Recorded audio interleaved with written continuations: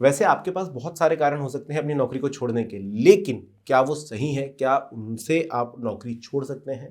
वैसे आपके पास बहुत सारे रीजंस हो सकते हैं नौकरी छोड़ने के। ग्रोथ की अपॉर्चुनिटीज कम लग रही है, पैसे कम लग रहे हैं, या फिर आपको लग रहा है तीसरे बंदे की जॉब ज्यादा अच्छी है तो यहां से स्विच करके वहां चला जाता हूं। पर ऐसे बहुत सारे कारण हो सकते हैं, इससे हम नौकरी नहीं छोड़ सकते हैं। आज के वीडियो में मैं आपको कुछ ऐसे कारण बताने वाला हूं, सटीक कारण है, जिनसे समझ में आता है कि अब नौकरी स्विच करना ज्यादा अच्छा उपाय है।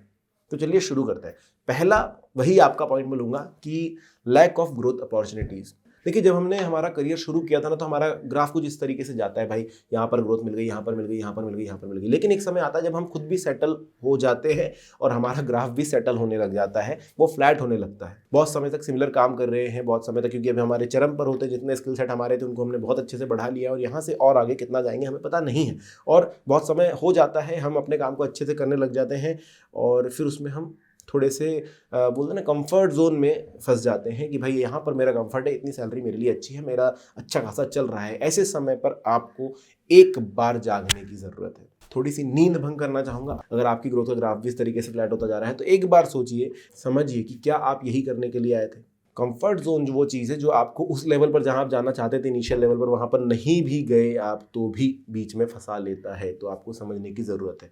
अब यहाँ पर ये नहीं है कि आपको नौकरी छोड़नी है, ये है कि आप इस नौकरी में कैसे ग्रोथ पा सकते हैं। अगर इस नौकरी में आपको लग रहा है कि यहाँ से जो ऊपर का लेवल है वहां पर जाना बहुत ज़्यादा मुश्किल है, बहुत ज़्यादा पॉलिटिक्स होती है, बहुत सारे लोग हैं जो परेशान करेंगे या परेशान होंगे, कल्चर उतना अच्छा नहीं है, तो आप जॉब स्विच कर सकते हैं।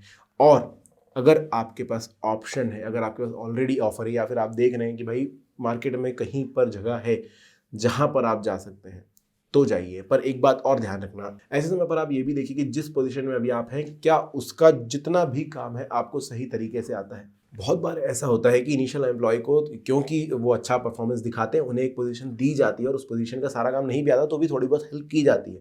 तो आपको देखना होगा क्या आप उस लेवल पर है कि लोग आपकी हेल्प करते हैं अपने ही काम को करने के लिए, या फिर आपको पूरी तरीके से पता है कि आप क्या कर रहे हो। अगर ये है कि आप पूरी तरीके से पारंगत और अब आपको ग्रोथ की अपॉर्चुनिटी नहीं दिखाई दे रही है, तो आप जरूर स्विच कर लीजिएगा। दूसरा कारण हो सकता है कि आप अंडर वैल्यूड फील कर रहे हो। आपको लग रहा है कि भाई मैं काम बहुत ज़्यादा देता हूँ, मैं बहुत ज़्यादा वैल्यू प्रोवाइड करता हूँ कंपनी को, और कंपनी इस चीज़ को नहीं देख पा रही है।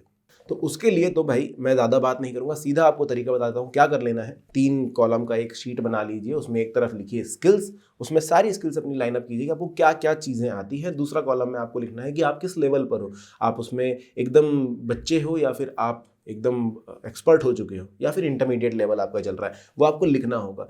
और थर्ड कॉलम में लिखना है कि ये चीज़ें कहाँ कहाँ पर आप अप्लाई कर सकते हैं, किन किन जगहों पर ये नौकरी आपको मिल सकती है, वहाँ पर क्या वेजेस मिल रहे हैं, वहाँ पर क्या प्राइजेस चल रहे हैं इस समय स्किल्स के। सीधी सी बात है, आपको थोड़ा सा सेल्स पर्सन की तरह सोचना होगा।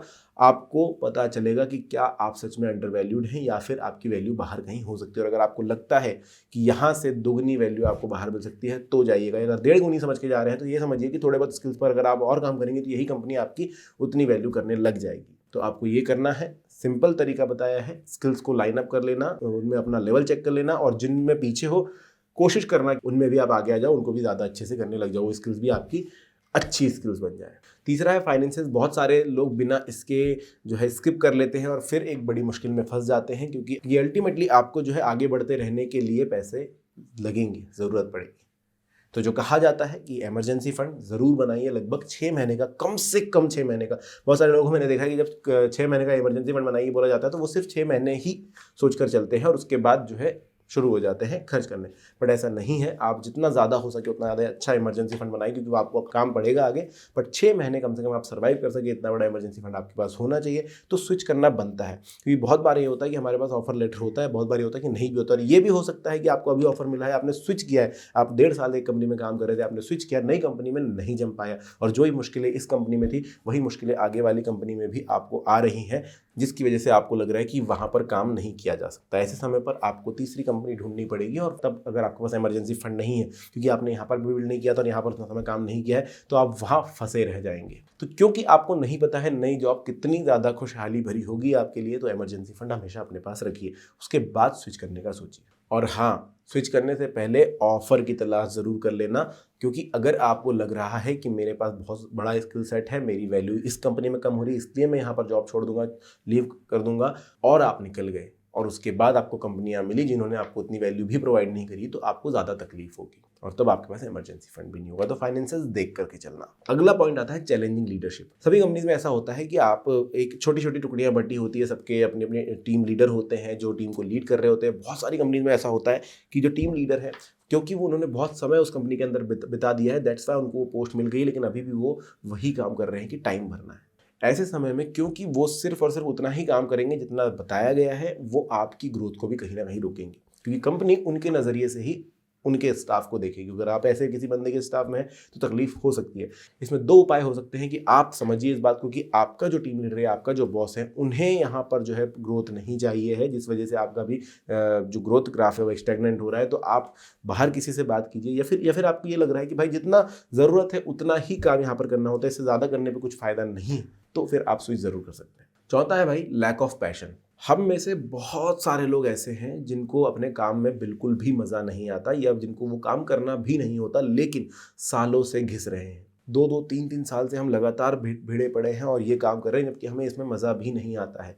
अब ये सिचुएशन हमारे साथ क्यों आती है, वो भी है कि भाई एक समय था जब हम बेरोजगार थे और उस समय एक अर्ज थी कि काम करना है, थोड़े पैसे कमाने हैं, लेकिन अपना पैशन फॉलो करने के लिए जिन कामों में जाएंगे शायद वहाँ पर पेट भर ना मिल सके, और या फिर हम पैशन फॉलो करने के लिए जाएं उसके लिए हमारे पास समय नहीं है, जिम्मेदारियां हैं, इसलिए अभी जो मिल रहा है ले लो, फिर आगे देखेंगे। तब हमने सोचा हुआ होता है कि मैं कुछ समय में इतने पैसे बचा लूंगा, फिर अपना पैशन भी फॉलो करूंगा, या साइड में ये भी करूंगा वो भी करूंगा, बहुत कुछ करूंगा, लेकिन क्योंकि इस जॉब में आ गए हैं, आप फंस गए हैं, आपको यहाँ पर जो है कंफर्ट जोन मिल गया है कि इतनी अर्निंग होती है, इससे मैं इन्वेस्ट भी कर लेता हूँ, थोड़ा बहुत उधार लेकर कर लेता हूँ, अपने आप को चला सक रहा हूँ, अपनी जिंदगी चल रही है, पटरी पर तो है, थोड़ी लुढ़कती उड़कती ही सही। तो ऐसे में आप खुद के साथ कंपनी का भी लॉस कर रहे हैं, क्योंकि आपको पैशन नहीं है, वो काम भी नहीं करना है, और कंपनी को आप अपना 100% नहीं दे पा रहे हैं, तो कंपनी भी कहीं ना कहीं लॉस में जा रही है। तो आप स्विच कीजिए, सोचिए कि आपने जब शुरू किया था तब आपके क्या प्लान्स थे, एक बार वापस उस पर थोड़ा सा दम भरिए कि हाँ मेरे पैशन ये है, तो चलो यहाँ से मैं शुरू करता हूँ।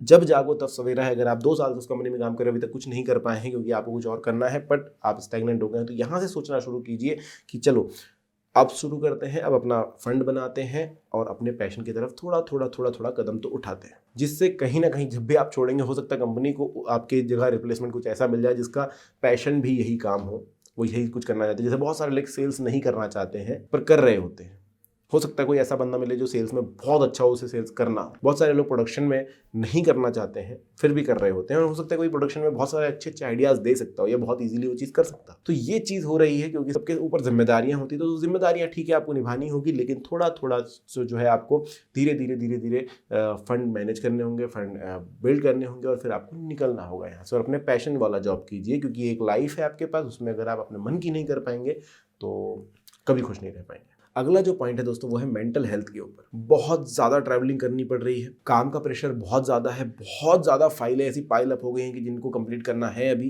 किसी से अच्छे से पट नहीं पा रही है, क्योंकि आप काम में बहुत ज़्यादा फंसे होते हैं, चिड़े होते हैं और सबको आप पटांग बोल देते हैं। इसका असर आपकी पर्सनल लाइफ पर भी पड़ रहा है, समय भी नहीं दे पा रहे क्योंकि वर्कलोड इतना ज़्यादा है कि आप एक्स्ट्रा आवर्स काम कर रहे हैं, उसके बाद भी कुछ नहीं निकल रहा है। ऐसे में कहीं ना कहीं आपकी मेंटल हेल्थ खराब हो रही है। ऐसे में देखिए, जब हम कोई भी काम को शुरू करते हैं तो हमारे सभी के दिमाग में रहता है कि मैं कुछ ना कुछ साइड में भी करूंगा, एक्स्ट्रा वर्क करूंगा, पार्ट टाइम करूंगा, उससे भी अर्निंग करूंगा, या फिर अपना पैशन फॉलो करूंगा, या जो भी करूंगा कुछ ना कुछ तो अपना करूंगा। बट अगर ऐसा काम है आपका जिसमें आपको बिल्कुल भी समय नहीं मिल रहा और आपकी मेंटल हेल्थ की लगी पड़ी है, तो भाई तब स्विच ज़रूर कर लेना, क्योंकि ऐसे में आप कभी भी पूरी तरीके से काम नहीं कर पाएंगे। अब ये मैं यहाँ पर आपको मोटिवेट नहीं कर रहा हूँ जॉब छोड़ने के लिए, क्योंकि ज़्यादातर सभी के कामों में ये होता है कि हमारा कुछ फेज़ कठिन जाता है, कुछ फेज़ जो है बहुत ज़्यादा इजी जाता है, लेकिन आपको सोचना होगा कि क्या ये फेज़ बाय फेज़ चल रहा है, या फिर आपको हमेशा से बहुत ज़्यादा प्रेशर हैंडल करना पड़ रहा है। और अगली जो बात आ रही है वो है एथिकल कंप्लायंसेस की। मैंने बहुत सारे लोगों को देखा कि किसी भी प्रकार का व्यवहार अपनी कंपनी में वो सह लेते हैं।